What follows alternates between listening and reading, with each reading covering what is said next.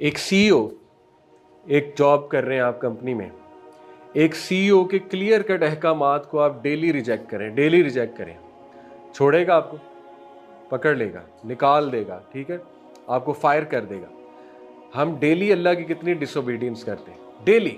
अल्लाह ने कहा नमाज पढ़ो, हम नहीं पढ़ते, हम कहते हैं to hell with it. Attitude तो यही है ना, टू बी ऑनेस्ट। अल्लाह ने कहा नजरें झुकाओ, हम नहीं कर पाते। अल्लाह ने कहा ऐसे करो, तो डेली बेसिस पे आप सोचिए हम कितनी डिसोबीडियंस कर रहे हैं, लेकिन उसने जिंदा रखा हुआ है, फायर नहीं कर रहा, चांसेस दे रहा है, चांसेस दे रहा है, ठीक है। फरिश्तों को कहता है कि 6 आवर वेट करो, हदीस है सही मुस्लिम की। जब एक बंदा गुनाह करता है, फरिश्तों को रोक देता है अल्लाह, कहता है अभी नहीं लिखता, लेट्स वेट 6 आवर। 6 के अल्फाज हैं, आवर के अल्फाज नहीं है, 6 घड़ी इंतज़ार करो।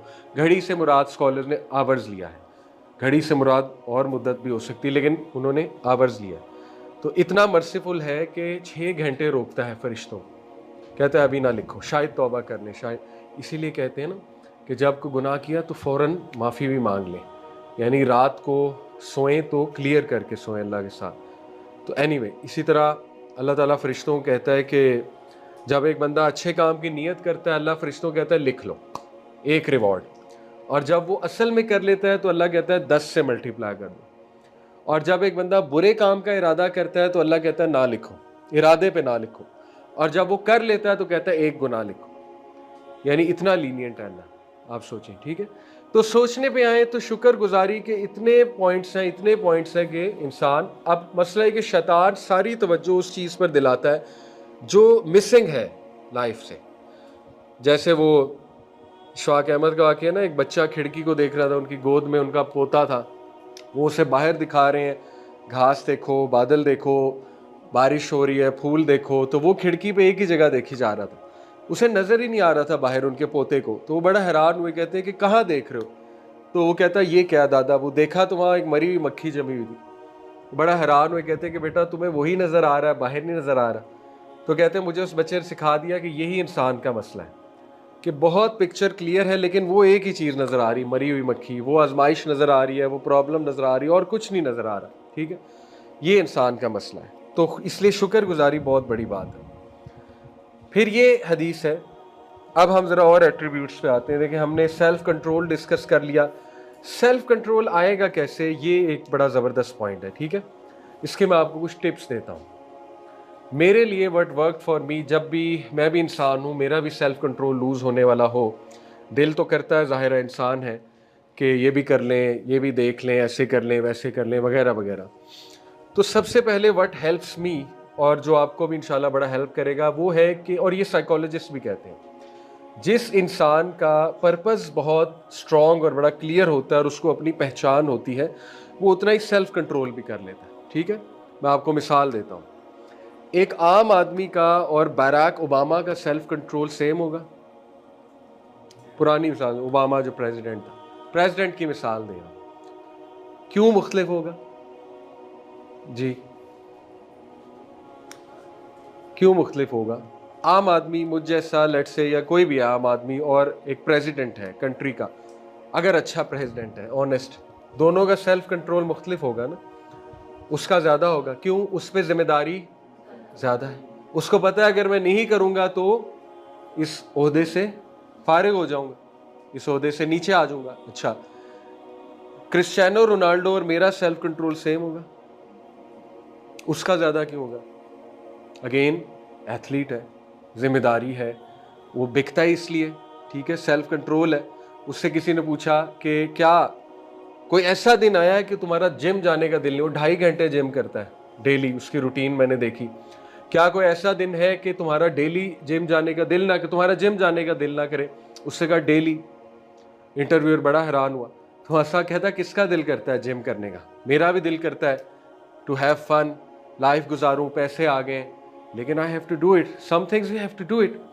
अच्छा, इससे आप अंदाज़ा लगाएं, काफिर, अल्लाह उसको हिदायत दे, यानी अच्छा इंसान है, वो कह रहा है दुनियावी चीज़ के लिए कि मेरा जिस चीज़ के लिए दिल नहीं करता मैं फिर भी करता हूँ 2.5 घंटे टू अचीव समथिंग। अब सोचें, एक मुस्लिम कहता है नमाज के लिए मेरा दिल नहीं करता, मैं क्यों पढ़ूँ? अल्लाह अकबर। सोचें, काफिर का कितना पर्पस क्लियर है कि जिस चीज़ का दिल नहीं कर रहा उसे पता है उसका रिवॉर्ड बहुत है, उसका आउटकम बहुत है, वो कहता है मैंने करना है। दिल करे ना करे मैंने अपने आप को उठाना है, अपने आप को पुश करना है, कुछ भी करना है। लेकिन एक मुस्लिम कहता है कि मेरा दिल नहीं कर रहा, मैं क्यों पढ़ूं नमाज। ये बहुत बड़ा बहाना है ना। साबित हुआ जिन चीज़ों का दिल भी ना करे लेकिन उनका आउटकम बहुत ज़बरदस्त है, करनी पड़ती है। समझ लगी? बहुत से लोग इस धोखे में कि यार मेरा दिल नहीं करता, मैं क्यों पढ़ूं। भाई फ़र्ज़ है इसलिए पढ़ो, दिल करे ना करे पढ़नी तो है एनीवे। तो साबित हुआ वो ये कहता है कि भाई मेरा नहीं दिल करता, मैं फिर भी करता हूँ। क्यों? क्योंकि मुझे पता है इसका आउटकम कितना बड़ा, मेरे पे जिम्मेदारी है। तो पहली टिप ये है कि देखो, जितना आपको अपनी पहचान हो जाएगी ना, उतना आप में सेल्फ कंट्रोल खुद ही आ जाएगा, डिसिप्लिन आप खुद ही हो जाएंगे। और वो पहचान इलामा इकबाल ने दी है। आप कभी इलामा इकबाल की शायरी पढ़े अपने बारे में, मुसलमान कौन है, शाहीन कौन होता है, आपका कॉन्फिडेंस बहाल होगा। मतलब इलामा इकबाल ने कहा ना कि असरे नू रात है, धुंधला सा सितारा तू है। कितना खूबसूरत शेर है। एक ही शेर में आपको आपकी पहचान दे दी कि ये पूरी दुनिया जो है ना, ये तारीकी है। आजकल का ज़माना जो है ना, इसमें रात ही रात है, अंधेरे हैं, तारीकी, और धुंधला सा सितारा, छोटा सा होप हो तो तुम हो मुस्लिम यूथ। यकीन करें मैं दुनिया फिरता हूँ, इंग्लैंड गया, दुबई, मलेशिया, मिडल ईस्ट कई बार गया हूँ। The world is in a chaos, trust me, the world is in a chaos. लोग खुदकुशियाँ कर रहे हैं, लोग डिप्रेस्ड हैं, लोग शराब पी पी के मर रहे हैं, लोग रोबोट्स बन चुके हैं, कॉरपोरेट बस जॉब कर रहे हैं, कोई परवाह नहीं आखिरत की, अल्लाह की, नथिंग। बुराई बढ़ रही है, इतनी बुराई बढ़ रही है मैं आपको बता नहीं सकता। लोग एक्सेप्ट कर चुके हैं, बुरा बनना एक्सेप्ट कर चुके हैं, गुनाह करना लोग एक्सेप्ट कर चुके हैं। तो वही इलामा इकबाल, धुंधला सा सितारा तुम हो, यानी इसमें छोटा सा कोई होप है तो वो तुम ही हो। ये है हमारी पहचान, ठीक है ना। और शेर आप देख लें, तू शाही है बसेरा कर पहाड़ों की चट्टानों पर, ठीक है ना।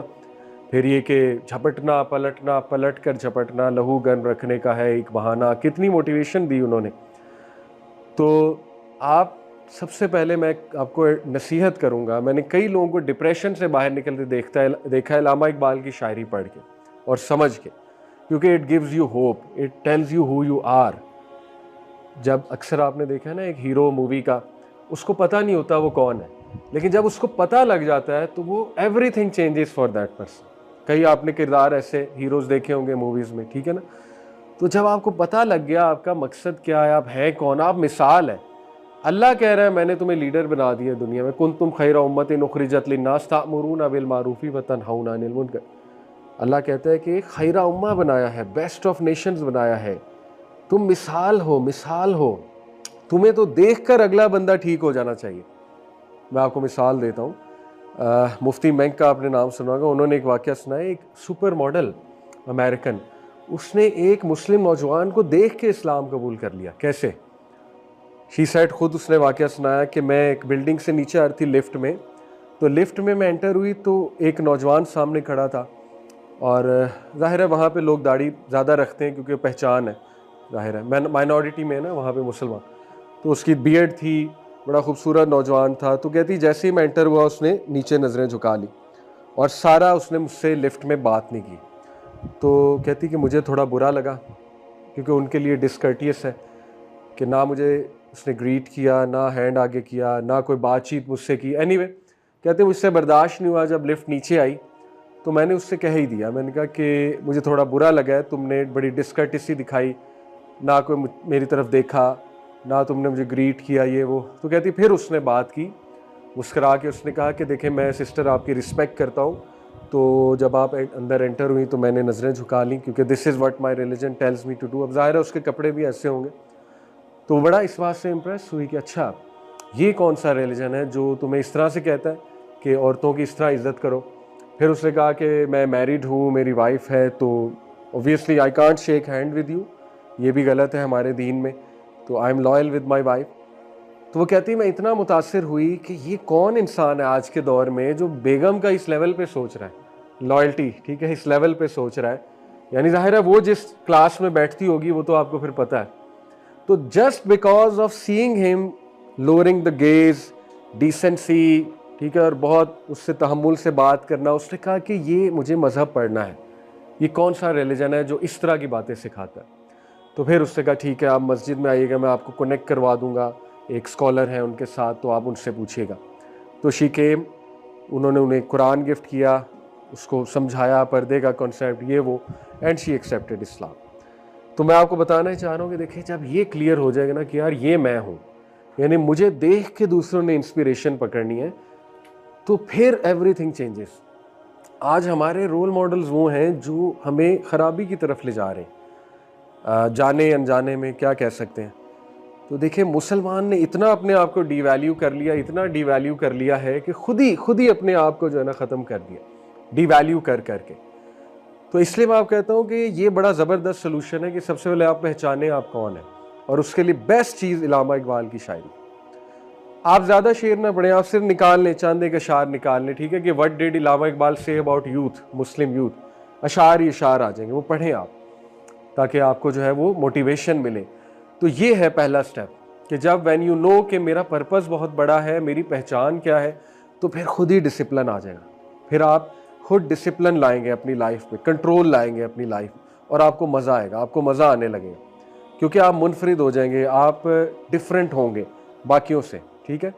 तो ये पहली टिप है इसके हवाले से। दूसरी टिप ये है कि डिसिप्लिन आता है प्रैक्टिस कर करके, छोटी छोटी चीज़ों की हैबिट बनानी है, प्रैक्टिस करना है, और प्रैक्टिस मेक्स परफेक्ट, सीधी सी बात है, ठीक है।